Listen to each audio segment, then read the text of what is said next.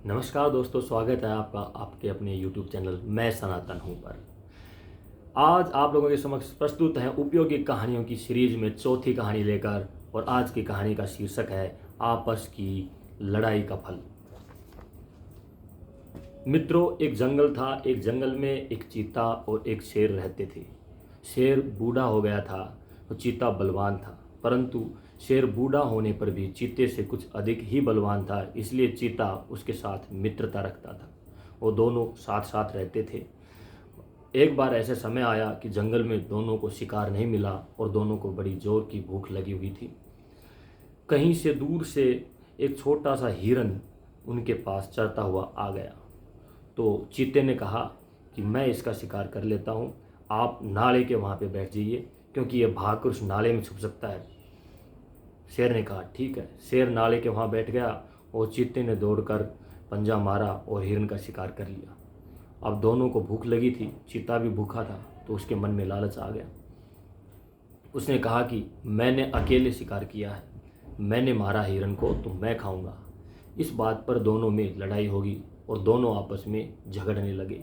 आपस में वो उसके पंजा मारे और वो उसके पंजा मारने लग गया और एक दूसरे को लड़ते लड़ते घायल कर दिया और हिरन वहीं पर पड़ा है। जब दोनों एक दूसरे से लड़ते लड़ते इस प्रकार से घायल हो गए कि भूमि पर पड़े रहे और उठने की शक्ति भी नहीं रही, तो तभी अवसर का लाभ उठाते हुए वहीं झाड़ी में छुपा हुआ एक सियार बाहर आया और हिरन को घसीटकर झाड़ी में लेकर चला गया। और वो दोनों में इतनी शक्ति नहीं थी कि वो उठ भी सके।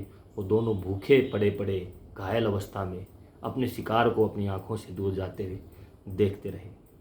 साथियों, कहानी की शिक्षा यही है कि कभी भी आपस में लड़ना नहीं चाहिए।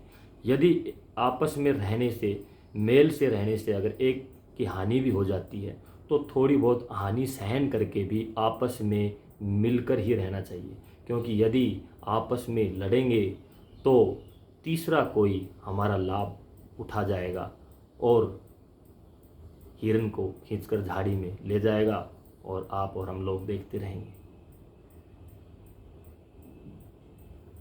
इसी के साथ कहानी समाप्त होती है, एक अद्भुत मोरल, एक अद्भुत शिक्षा के साथ, जो कि आप समझ ही गए होंगे।